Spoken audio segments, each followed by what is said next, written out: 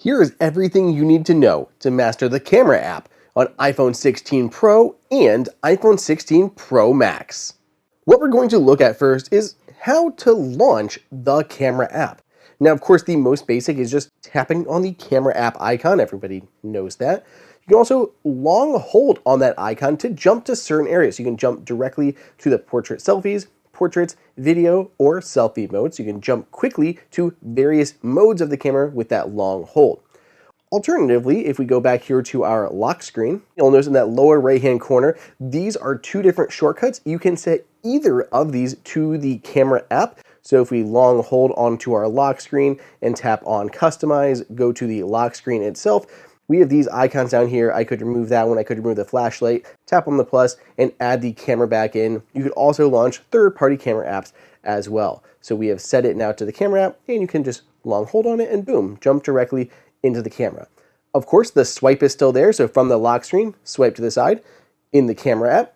Finally, there's the action button. If we go back into our phone and we go into the settings app, tap on the action button, we can set this to open directly into the camera. So just like that, you can also choose the mode down here with that drop down. So selfie, video, portrait, portrait, selfie, right there, just stock camera app. Now when we go back here, hold the camera button or the action button, jumps directly into the camera app. The last option on the iPhone 16 Pro and 16 Pro Max is the new camera control. It's located here on the lower right hand side, and with a simple press, you can open the camera app. Now, it depends on where you are. So if the phone is completely off, completely inactive, one press is going to wake up your phone and another press is going to launch the app. So you might need two presses depending on where you are. Otherwise, camera control can jump you directly into the stock camera app or any third-party camera app. More on the camera control in a minute.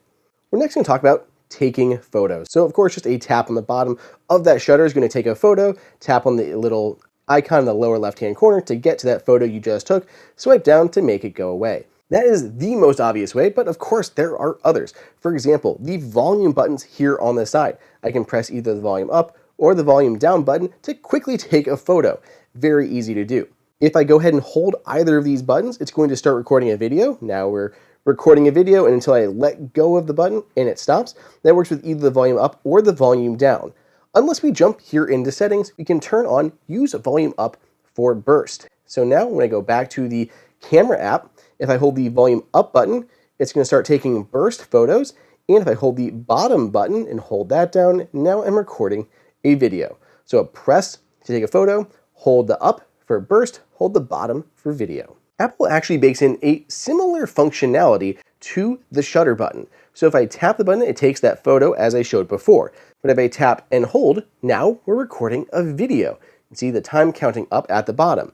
Once I let go of the button, the video stops. If I tap on the button and hold it down and start recording that video, I can swipe to the right and lock it into video mode, and it's still capturing the video now until I hit the red square to stop it. While it is recording video, this goes for any video mode, I can pause video just like that and hit it again to resume. The right side, it can also take a photo that is a still frame during the video. It is not as high quality as if I took a regular photo, but it can save you a still while you are recording. Once you're done, go ahead and tap on the square to stop it. So that is called QuickTake.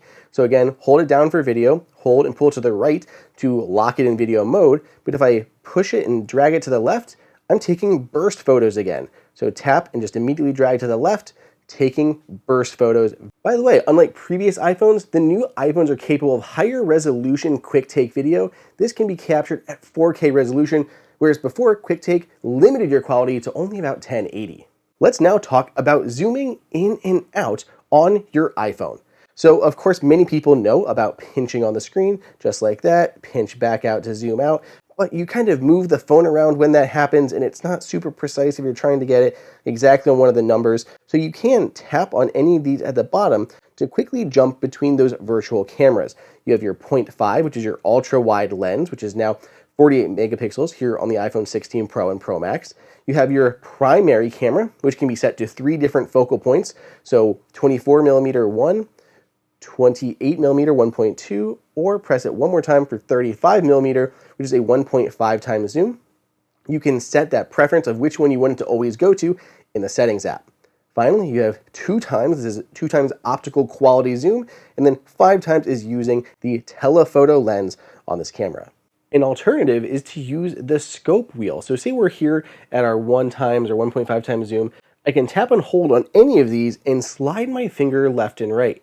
And just like that, I have very granular control over exactly how much I'm zooming in. You can see the window pops up in the corner when I get very high into the zoom, but you have your 5, your 2, your 1, those individual 0.2 and 0.5 options as well, and all the way out for your ultra wide. Whenever you find the zoom level that you want, just pull down on that wheel and it will dismiss it, or you can just wait a moment, it'll also just dismiss on its own. But yeah, you can pull down from the top of the wheel to drop it out. By the way, what's nice about that is you can also use it like while you're recording video. So if I go sideways here, I switch to video mode, I start recording, I can use that to like granularly zoom in and pull back out, and it's pretty darn smooth. One of the most talked about aspects of the new iPhones is the camera control. It's this new button located here on the lower right-hand side. Since it's a touch-sensitive button, it's hard to protect. You can't just cover it with a case without losing out on its abilities. And as a physical button, it's not something that you necessarily want to leave unprotected. It's another thing that could break on your $1,000 phone. Fortunately, my sponsor for this video was ready with a solution on day one. Spigen is out with its new T-Series cases specifically designed for iPhone 16 Pro and Pro Max with full coverage of the camera control. All of the T-Series cases feature this special cover that is seen in very few third-party cases. It has a glass surface similar to Apple's own cases to retain all functionality and touch sensitivity. What's great is that it offers the same functionality as Apple's own first-party cases, but Spigen line is more affordable and gives you more options. My favorite from the new line is the Ultra Hybrid T MagFit. It's the most minimal and lets the titanium colors come through. You can get it in this clear or in frost black. Then there's the Tough Armor T AI MagFit, one of Spigen's signature cases. Spigen uses AI simulation analysis when refining the design to improve impact and stress reduction by more than 90%. It's got a dual-layer design, a sleek matte finish, and a built-in kickstand that won't interfere with the built-in MagSafe magnets. Pick up the new Spigen gear at the link down in the description and pinned in the comments. Now, let's go back to talking about that camera control. As I mentioned, the camera control can be an easy way to jump into the camera app. Press it to open the app whenever you need to. But it also does more than that. It can act as a shutter button. Let's go ahead and rotate our phone sideways here. And when it's properly aligned, you can just click down on that button to take a photo. Very easy to do. If you press down just a little bit, you'll notice this little control comes up. You can swipe your finger on top of the camera control to further zoom in or out as needed for your photo.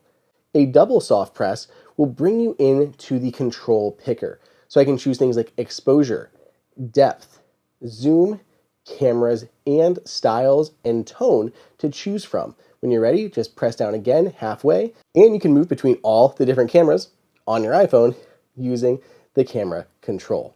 Just as we saw with the actual shutter button and the volume buttons, that one press will take the photo or press and hold to start recording a video. It'll record the video as long as you're pressing down, and once you release, that video capture will stop. If we jump back into the settings here and go to camera, then camera control.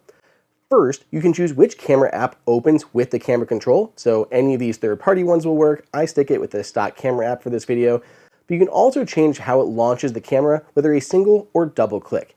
If you find yourself inadvertently opening the camera when you don't mean to, a double click can make that a bit more simple. So that way you only have to hit it 2 times and you don't accidentally open it when you don't mean to. So if you hit it too often, turn on double click. Otherwise, feel free to leave it at single click. Personally, I also recommend turning off this clean preview. So let's go back to the camera app. When I start using the camera control for anything, you'll notice that it takes everything off the screen and it doesn't look very good. And then you have to wait for this to dismiss before all your other stuff comes back. That drives me crazy, especially if you accidentally press on the camera control. So I turn off clean preview.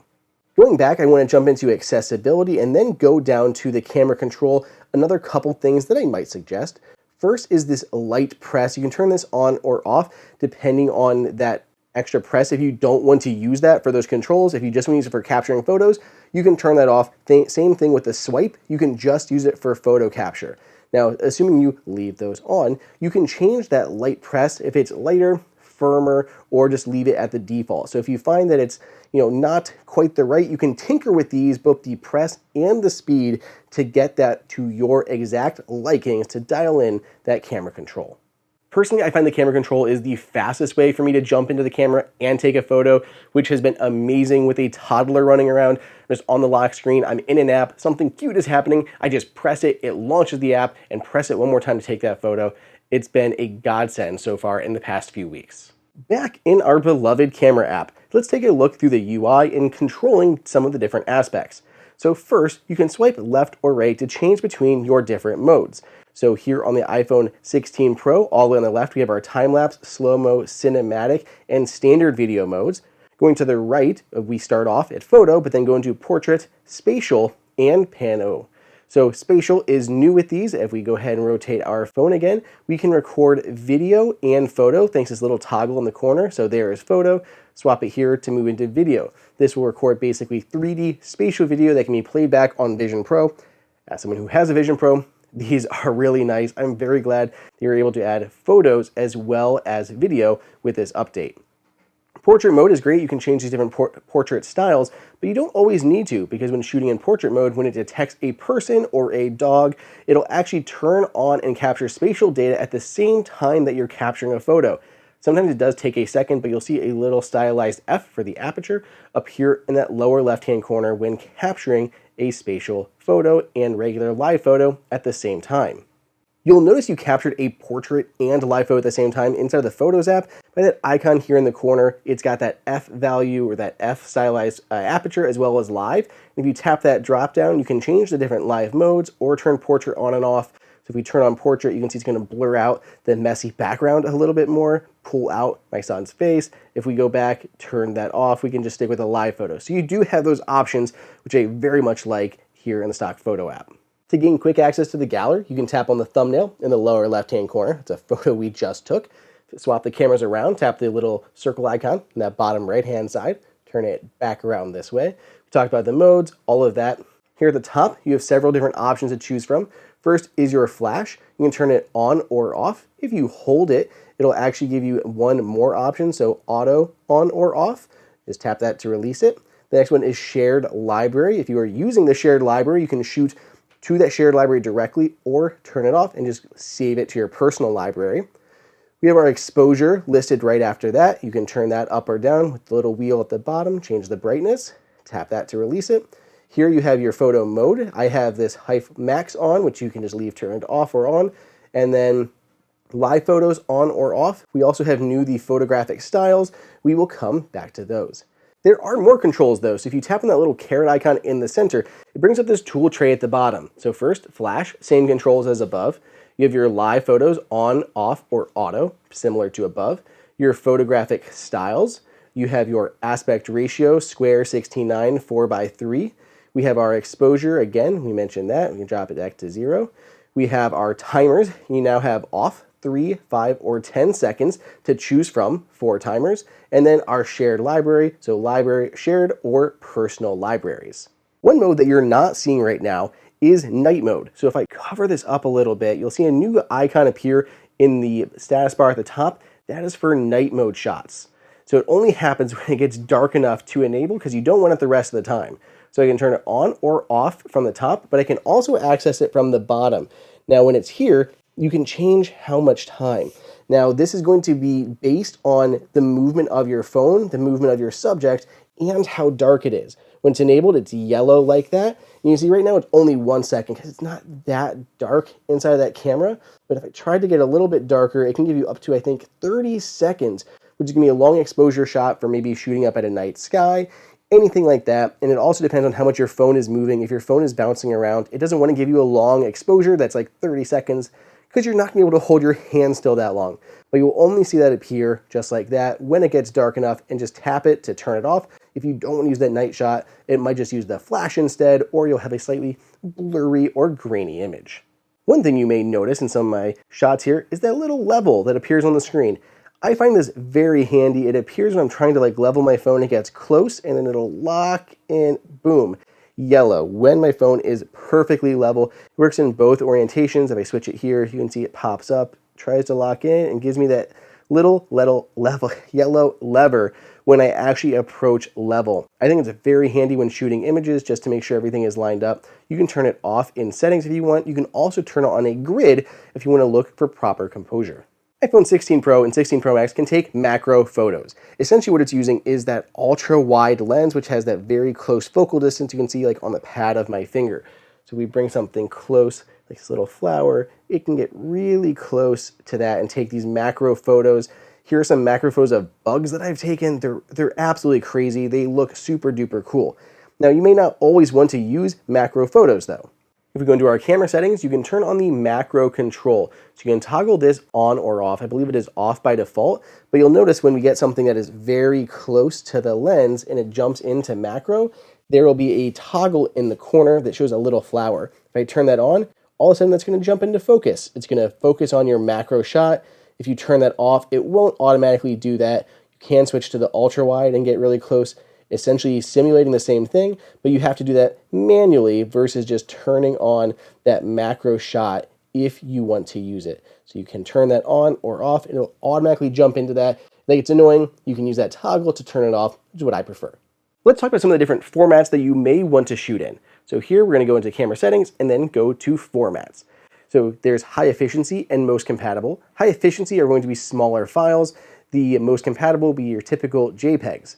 You can also choose how high or how big to make your photos by photo mode. By default, it is at 12 megapixels. I usually shoot in 24. They do take up more space, but I feel like I have a little bit more resolution to work with. If we go back again, we can turn on ProRes. So here we have ProRes and resolution control. You can choose all of these different options. So the HEIF Max, ProRes, ProRes Max. There's also ProRes formats for JPEG lossless, JPEG lossless, JPEG XL lossless, and JPEG XL lossly.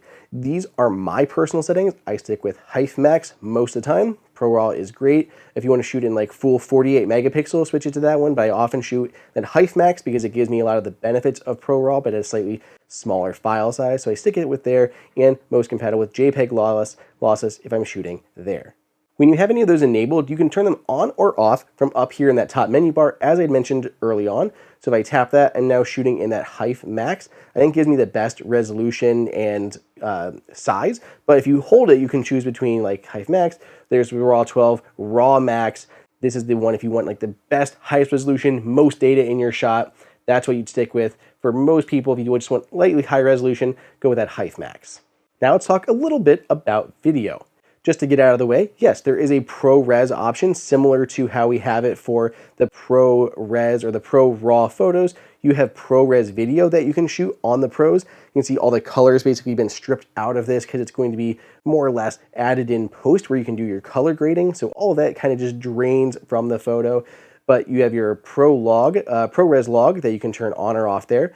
You also have action mode. It's this toggle here.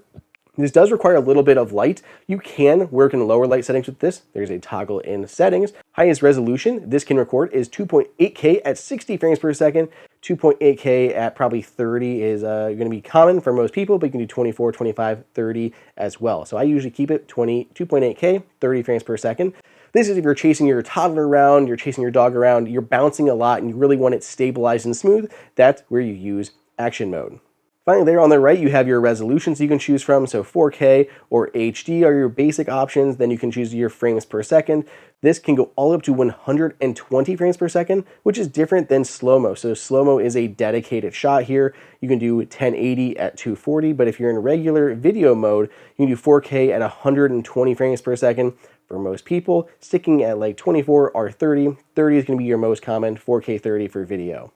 If you go into the settings for camera, you do have options for recording video. You have these different ones you can turn on. Nothing you really need to change on those. You can also hide PAL formats for most people. There's enhanced stabilization, which does require a little bit more light, but works for cinematic mode, so I keep this one toggled on.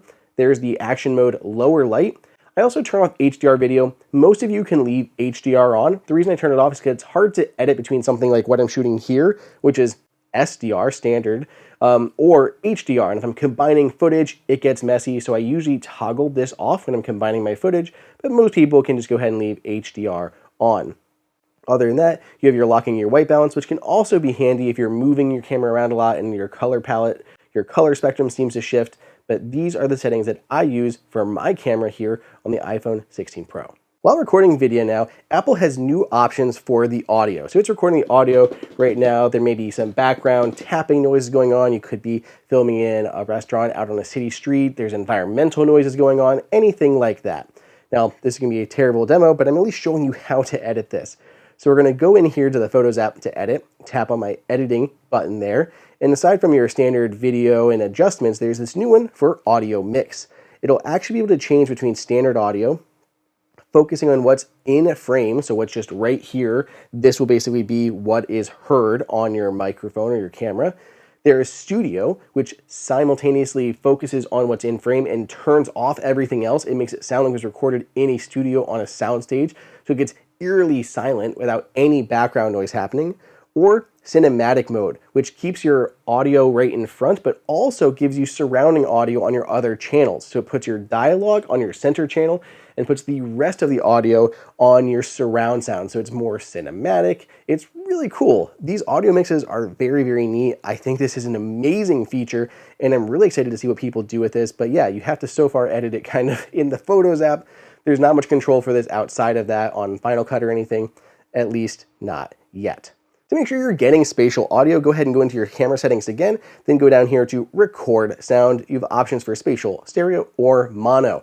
I say always keep it in spatial because you at least have that data. Even if you don't play with that mix at all, it just sounds better in my opinion, and you can still turn it into stereo if you had to. There's no reason not to do that. It just takes up a little bit more data. Other options allow audio playback and wind noise reduction. Leave those on. The last thing, just to briefly mention, is cinematic mode. So cinematic mode, you have 1 and 2 times zoom. I can go ahead and start recording here. You'll notice this plant in the foreground is in focus, but I can also tap on something in the background and shift focus to that. And when I want, I can move focus back up here to the plant. So I've recorded that video about 10 seconds long. If I tap on it and go into the Photos app to actually edit that, we can go here, Photos app. When I'm here in the Photos app, you can see it is marked as cinematic. Let's go ahead and pause and tap on that to edit. Now there's a lot of stuff that you can do with a cinematic video, and some of it you can do on your iPhone and you can do some on your computer as well inside of Final Cut. But basically you can see those different points throughout the video where the focus changes with those little dots. You can actually change this after the fact, so as we go through, I can pull the focus back up here to the plant and it adds another focus change in there. So those are focus pools. But cinematic mode is essentially portrait mode for video. You get that background blur. You can actually go up here to the top and change how much blur you have on that background. So you can make it super sharp, super blurry, whatever you'd like to do. But you have a lot of control over those things. You can also play with the other settings on this video, just like any other. But cinematic mode, portrait mode, but for video. So that's it. That's everything you need to know to master the camera app on iPhone 16 Pro and Pro Max. Let me know your favorite of these tips down below in the comments. Otherwise, subscribe, and I'll see you in the next video.